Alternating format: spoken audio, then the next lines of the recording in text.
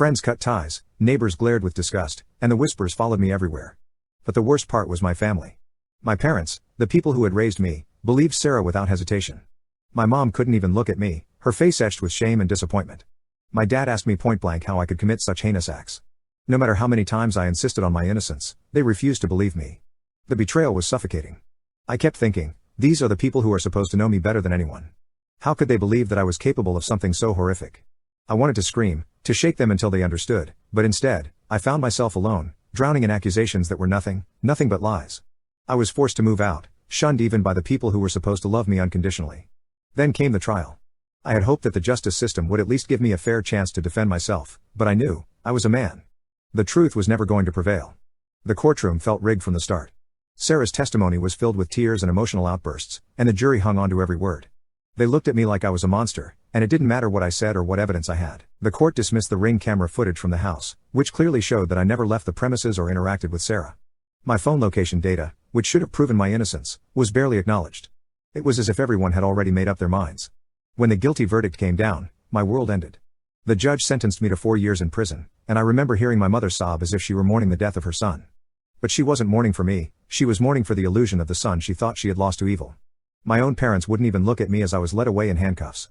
That moment is burned into my memory, a knife twisted deep into the heart of everything I once held dear. Prison was a different kind of nightmare. Being an inmate is hard enough, but being an inmate branded as someone who hurt children? It put a target on my back. Every single day, I was beaten, harassed, and isolated to the point where I thought I would lose my mind. I had to stay hyper-aware, always watching my back, never knowing when someone would attack me next. I learned to fight, not because I wanted to, but because I had no choice. I began working out.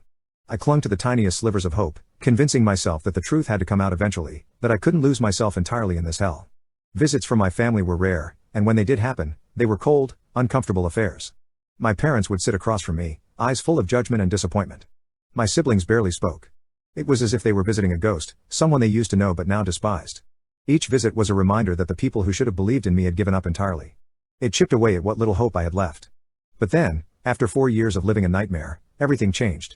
A new attorney took an interest in my case. He reviewed the evidence that had been ignored and promised me that he would fight to expose the truth. I was skeptical at first. 4 years of constant disappointment had eroded my faith in the justice system, but he was determined, digging into the case with a thoroughness that no one else had bothered to show. I held my breath, trying not to get my hopes up.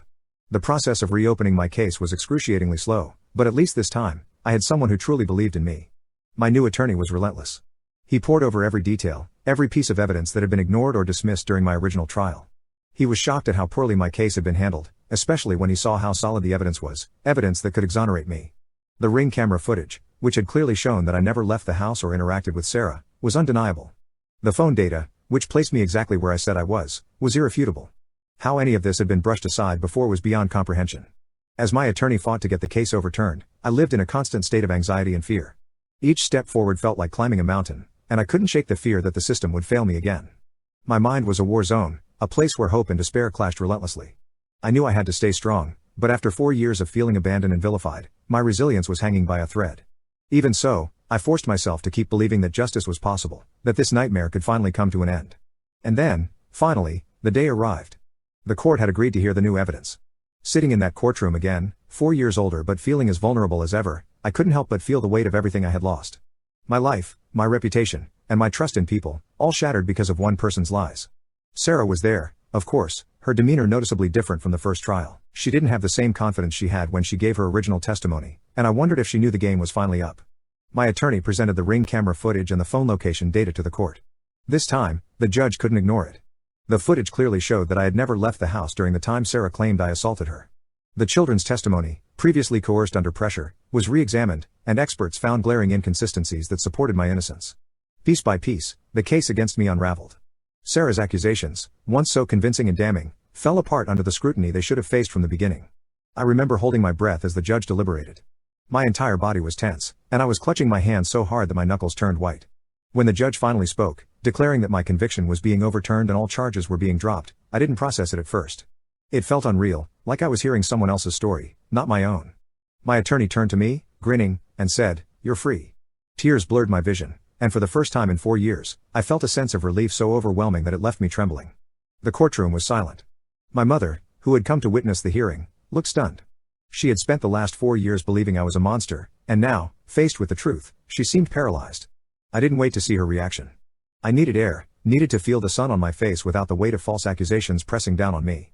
As I stepped outside, the light felt warmer, the breeze softer, and the world brighter than I had remembered. But the relief was bittersweet. The 4 years I had lost weren't coming back.